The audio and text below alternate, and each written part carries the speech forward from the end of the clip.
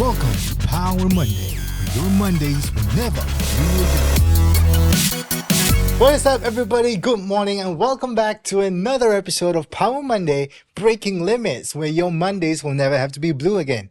My name is Taufik, and if this is your first time tuning in, Power Monday's ERA's original podcast, where we bring in inspiring teammates who share their real-life journeys, the challenges, their breakthroughs, and the lessons that have shaped them into the person that they are today. So if you miss the first season, or you would like to catch up on the previous episodes, you can always catch it on ERA, SG, Spotify, and YouTube. Now, this episode, we have someone who knows that limits aren't always dramatic moments. Sometimes they're the everyday challenges that we choose to rise above from.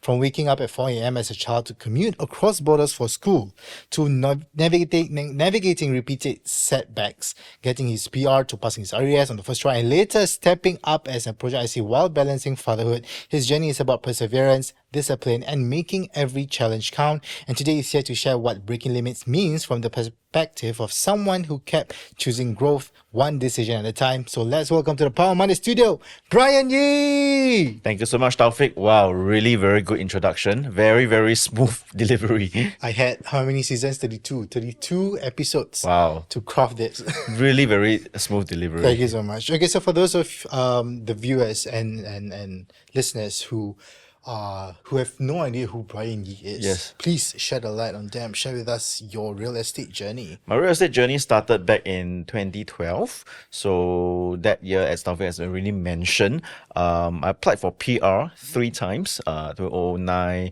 2010, failed, and then 2012 finally got my PR. The moment I got my blue IC, the first thing I thought to myself was, do I want to work at a 9-to-5 job forever? Or do I want to change into something of my own? Right. So 2 industries at that point came to my mind, being a financial planner or being a real estate agent, like a lot of people have been thinking then. But it was not a very cool thing to be a real estate agent back then, because it was still a little bit of a transition from a cowboy industry. So I took the RES exam. RES exam was only 2 or 3 years into the industry. Previously, there was no such thing. So I took the RES exam, studied really hard, took breaks, took my lunch break, most of my lunch breaks prior to the exam to really study for it. And thankfully, thank God, I passed it in 1 try. Yeah, so that was how I got into the real estate industry. So I passed it in 2012, December, got my license only in February 2013, because of, Christmas, New Year, and Chinese New Year. Right. So right now we're going to take a time machine and go way, way, way past to your childhood. You mentioned that you moved homes at least 4 times Yep. before the age of 7. Yep. And you lived in rental flats and commuted across the border daily. I've met a lot of friends who does that, Yeah. but I have never kind of like comprehend how difficult it might be Yeah. considering all the other circumstances. Yeah. So back then, what do you think shaped you the most from that period? I think I felt privileged, to be very honest, because I was born in Singapore. Just to be sure, I wasn't a Malaysian, but I was born in Singapore. Oh. Yeah, so because my parents were Malaysians, in Singapore, you do not have a rule that when you're born in Singapore, you naturally become a Singaporean. So because of my foreigner status, my parents were renting places. Of course, I had no idea they were renting places until much later in my life. I never felt poor. I never felt I always felt, well cared of. You don't think of such things of hardship when you were young. So to me, I felt very blessed as well. Moving house a couple of times. When I knew my first house, I was already in my 3rd home when I was 3 years old. Oh. So I moved into a Hillview rental flat. Yeah, of course that place is gone now, and then I moved to a place in Boon Lay when I was in my nursery days, 4 to 6. Yeah, so after that, because primary school, they need a bigger space. Family's business was in Malaysia, so we shifted to Malaysia, and then from the age of 7 on to I was upper primary, I lived in Malaysia, took the school bus every morning because I don't live very near the borders. Right. I live about 20 kilometers away. So We need school starts at 7:15, 7:30. We need to wake up at 4. The school bus comes every day at 4:30 to 4:40 a.m. because I was one of the first kids to be picked up because I was one of the furthest. Before they picked up the other kids along the way.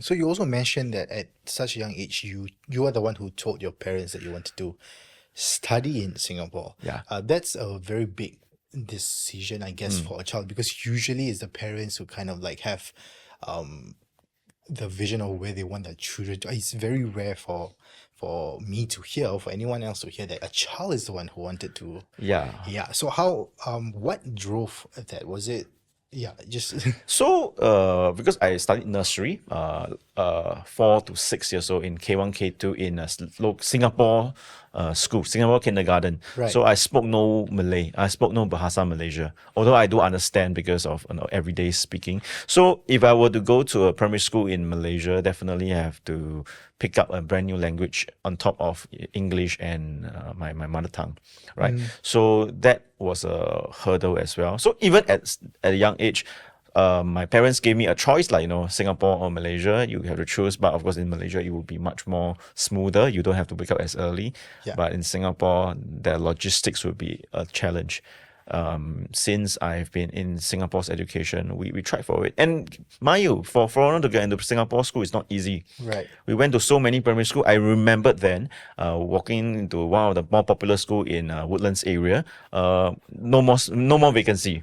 Right, we went to about 2 or 3 schools until we went to one school. There are tons of vacancy because it's not a popular school, right? So we just entered whichever school that was available. So I mean, at a very, I don't know whether it's a generational thing, but right now, if you were to ask like younger kids to go down and buy groceries, they'll be very lazy. So let alone if you want to get a 7-year-old to go across the border just for school. Yeah. Did that thought ever come to you? I mean, I don't know, as a child, that it would be difficult, like you're setting No, yourself up. I don't have that thought because in my school bus there were a lot of people in the same predicament. So there are people from all the way. I was the youngest, of course, when I went. I don't know why I P1. keep thinking like you're the only. Yeah, I'm not the only one. So P1, there are people in the school bus that were like secondary schools as well. So we were. I mean, when you're with people that goes through the same journey, you just journey together. And I do have a lot of very fun times on the bus because the journey is not short, Right. and sometimes there are traffic jams at the causeway. Times just passes by so fast because we just keep talking, keep playing. We are the kids, we do kid stuff. Yeah. So to me, I rather see it as a very fun time rather than a very arduous or difficult time. Yeah. So that kind of became your first challenge or first limit that you needed to break. So as you go through life, as you progress in your life experience, in your career, was that moment, was that experience built your work ethic into what you have today, or do you constantly have to develop it? Yeah, definitely. I would say the latter. I'll have to constantly develop it because even though the journey was tough, I did not actually have to work or anything to supplement my, like a lot of people who are in less privileged situation. I never had to worry about money, so I had perspective. My parents do give me allowance all the way until I was in my uni. So I mean, yes, the journey was tough. The waking up was tough, but I never felt lack. So I think so that itself sets a very good foundation, Right. For me. However, for breaking limits, there were more challenges along the way. As you have mentioned earlier, things like getting rejected, for permanent residency. That was probably a bigger setback than anything else. Because you needed the PR to actually practice. Yeah, I mean, I needed the PR, not thinking about real estate first. Step by step was the PR was more like, if I ever want to change job, it's easier because you can ask a lot of foreigners in Singapore, or I mean, Marcus would be a good example. I mean, you can ask a lot of foreigners that one of our most biggest challenges is we do not have to change jobs. Right. What if that you quit? Because once you quit, your pass will be cancelled, right? Then you have 30 days. I don't know the law now, but it used to be 30 days. You have to return back to your country, right? So I do not want that to happen. So I would stick on to my job until my mission was fulfilled, which is my permanent residency. That was my most single-minded, laser focus thinking at that point when I started working. Right. And then when you started to join into real estate, was there a moment or experience that made you realize that you could break out of your circumstances and aim higher?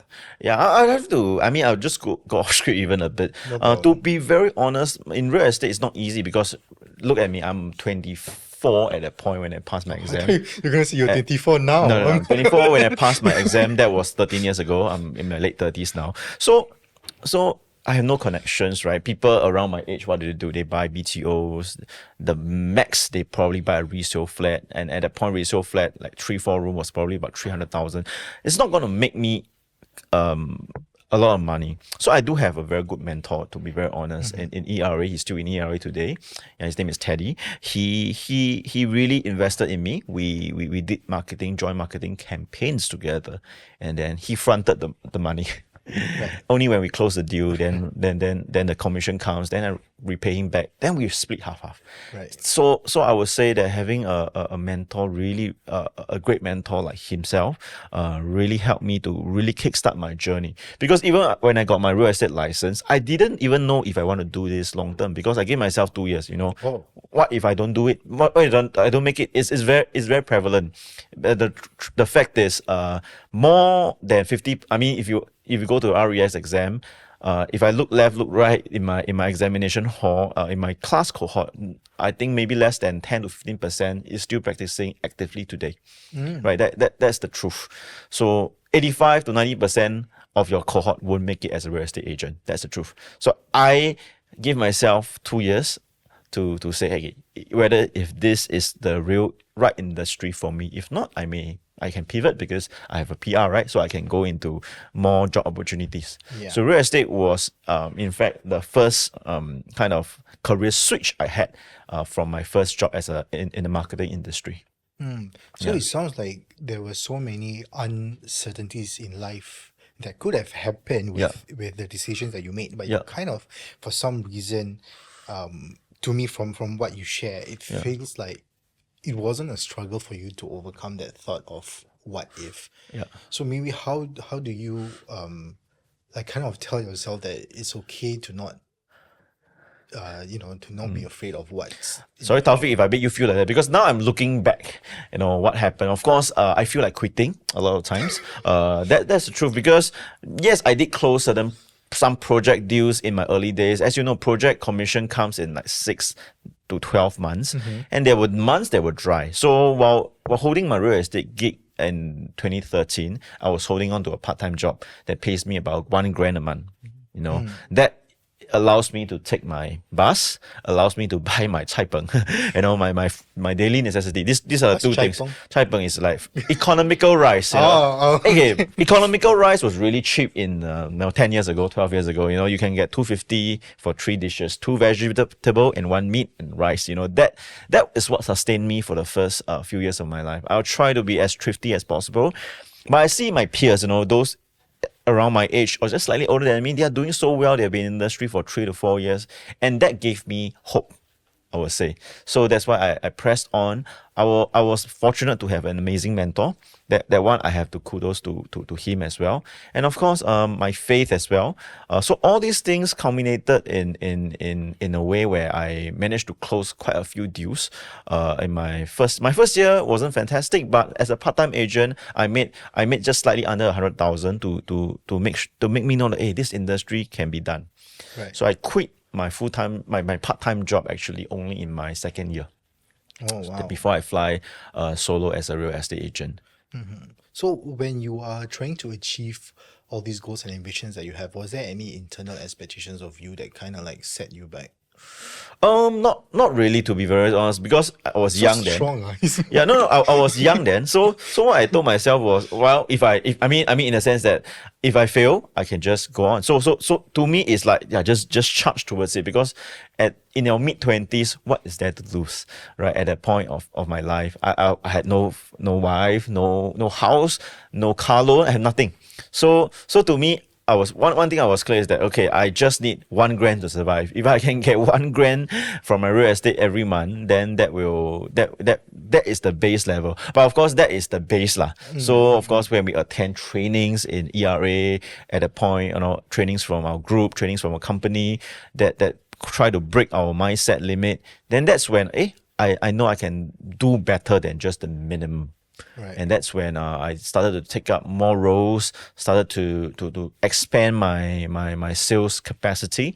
Yeah, so not just doing one segment, I can do multiple segments, and I became I wouldn't say an expert, but I became proficient in many sectors, not just in, for example, a condo new launch. So I started in new launch. Then after that, expanded to resale, expanded to HDB, expanded to even places like industrial as well. And earlier you mentioned that being a project SC comes with challenges, and then at one point in your life, it was also your first time being a father. So how do you balance that new responsibilities as a father with the pressure of being so at that point when I became a father, I was well into my 8th year in my industry, so 8th or 9th year in my industry. So I would say that my clientele base were more stabilized, so at least I know that I don't have to worry so much about money. But of course the other challenge come, right? That was it was just after COVID, so things weren't as fast as we want to be. So the challenge was I can't see my child for that, the 1 month before the project launch, the project launch of 1 month. So 2 months when your kid was just growing, I don't really have time, because when I wake up, he was asleep. When I came back, she was asleep as well.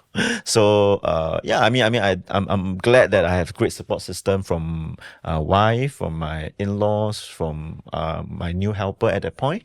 So I believe that support system is so important if you want to start a family and want to take up project roles. Right. So how did that change into fatherhood help you change the way you lead your team, or you became very focused on what you do. You don't do the unnecessary things. Like, that means the energy you pour into has to be result producing. Has to have an outcome. We don't have any more shenanigans. We don't waste so much time. I think that helped me a lot, because I know that time is not on my side, because as long as I can get my job done, I want to go back to see my kid. That's my objective at that point. And you also mentioned about having a supporting family. So how did that help you pivot? Because for I'm not saying that you don't care about your first few months of your child, but some people they kind of like find it difficult to balance that critical moment in your life, and also that already stability in their job. So how do you kind of like tell yourself that it's okay? Because the project, back in 2022, for those realtors out there who are in the market, there weren't a lot of project launch, and when you were given a role to do an IC, it's a privilege. You don't get because there firstly wasn't much project, and that if the project was there, very high chance that it will sell out. So very glad that the project I took, was 98% sold on the first day. So no more duties after that. The developer says, show flat close. So I could work for that. We worked very hard for that 2.5 months, and then after that, it's back to normal again. So you just have to see what is going to happen post launch. So we just have to grind through the tough times. Right. Coming back to the topic on breaking limits, after going through what you had ever since 7 and then up until now, how does the idea of breaking limits have it changed from then until now? To me, as of right now, 2025, you ask me, is that this year is a massive year. I took on so many things that I have never done before, such as this. This interview that I'm doing right now is our first one. But apart from that, this year is a year that I tell myself, try to say yes as much as I can. Things like I just did two radio shows, and I did a podcast with one of the property partners. We have done more project roles. Grown a bigger team.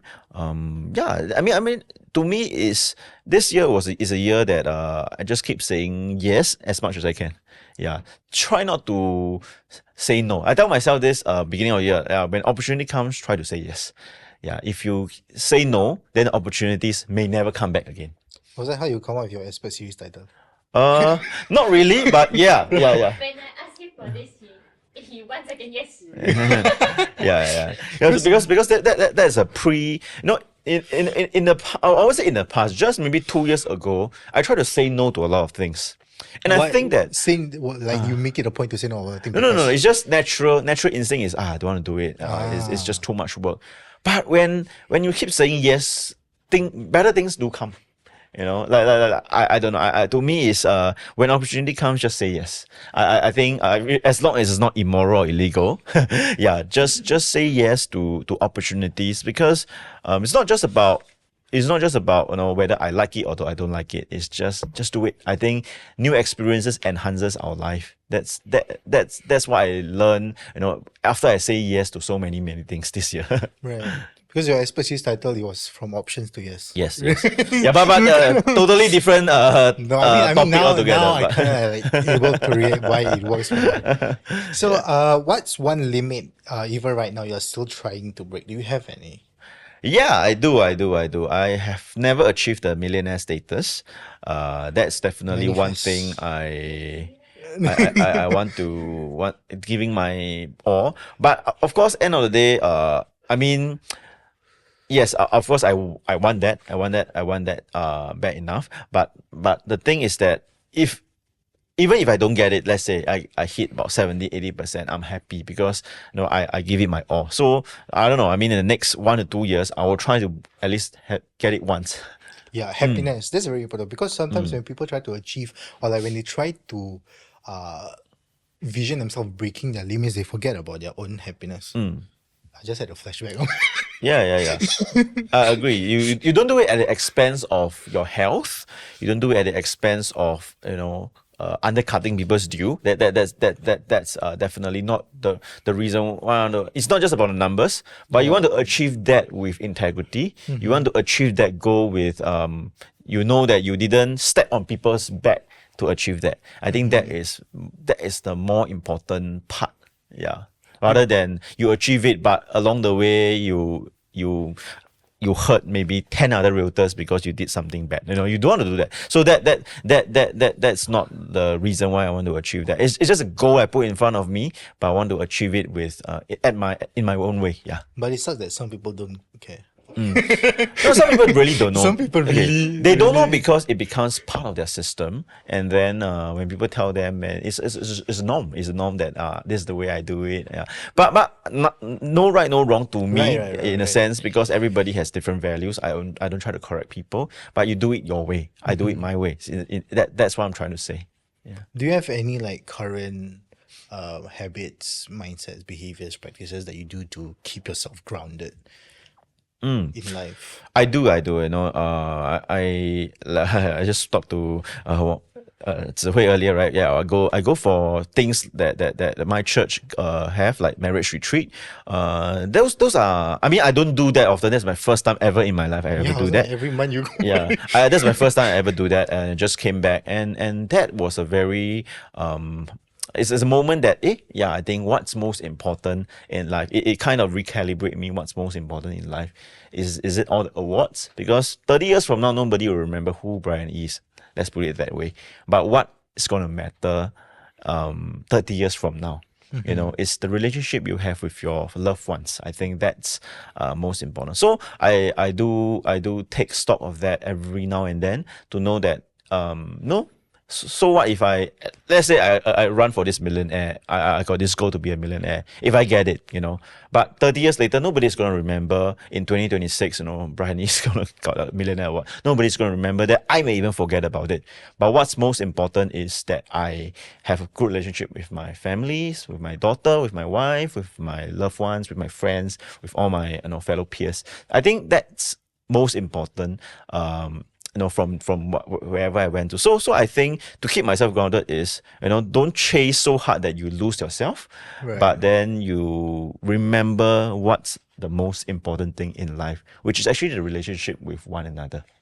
Yeah. How would you advise someone who are struggling with prioritizing of what they think is important and what is actually important? Actually, it's actually not a very difficult thing because for some, so if that person is having, I'll just say, for example, if one is having money problem like I had when I was a new agent, then you just focus all your energy on income producing activities. Then you don't have to prioritize friends. I did not have a lot of gatherings when I was a new agent. Yeah. So only after my 4th year and 5th year, yeah, I call them out and they are still happy to hang out with me. So to me it depends on what you really need. If you need money, you don't tell me you want to hang out with your friends every day. Yeah. For example, that's just one good example. If that season of your life requires that, you know what you need to do. Actually, most of us know what we need to do, but we choose to do what we want, what we like to do. Yeah. That is so true. Yeah. Okay, now we're gonna take a pause on Yeah. the serious talk. So we Yes. have a new segment for Yeah. this season called Pow Pow Basket. Don't ask me why, but essentially, we have a basket in front of you. Sure. They have some questions, some random, some serious ones. So Yeah. you just pick one, Okay. read the question, and then answer it. Sure. You can see me, right? Oops, sorry. And then don't put it in the basket. Okay, after I take out, don't put it back. Huh? So do I read it? Yes. The question is, what's the best compliment you've ever received? Wow, this caught me off guard, man. I will say that my recent radio show with CNA 99, they just say that, yeah, Bryan, thank you. You're that every time we host you, you are always well prepared. Yeah. So that to me was a small gesture, but I felt that it was a very nice compliment, especially from someone, some veterans like in that field. If you could talk to yourself, to your younger self, the boy who woke up at 4 a.m., what would you tell him now? Wow, I would tell him, no, just keep going. Yeah, the weeks are hard because at 7 years old, you got to wake up at 4 a.m. in the morning. It's not fun, not easy. You want to sleep more, definitely. But you know, one day, this soon shall pass and you will have a better life. Oh, he's not crying. I thought you'd make him cry. No, anyways, okay. Before we end off the episode, any last few words for our viewers and listeners? Yeah, keep going for your dreams, keep saying yes to things as long as it's not immoral or illegal, don't, when people ask you to volunteer, say yes to volunteer. When people ask you for anything, just keep saying yes. I think saying yes has opened some doors for me and I hope it will for you as well. Wonderful ending. So let this episode serve as a powerful reminder that breaking limits doesn't always look dramatic. It's a simple thing. Sometimes it's waking up early. Sometimes it's choosing to complete a task before 6 a.m. Sometimes it's just trying to be 1% better every day, or finding time to learn more about yourself, or showing up as your roles: a real estate agent, a parent, a friend, a son, or a daughter. To those who are tuning in, here's a takeaway. Your circumstances don't define you. Your decisions do. And if a 7-year-old boy could choose hard work for a better future, all of us can choose growth today. Bryan, it's been an absolute pleasure having you in the studio. Thank you so much for everyone tuning in. If you enjoyed this episode, please continue to follow us on Spotify and our YouTube. Until next time, keep pushing forward. Stay empowered as we continue to rise by raising others. And remember, your Mondays will never have to be blue again. It's been Bryan and Taufik. Have a great week, everybody. Bye-bye. Thank you. Welcome to Power Monday, where your Mondays will never be blue again.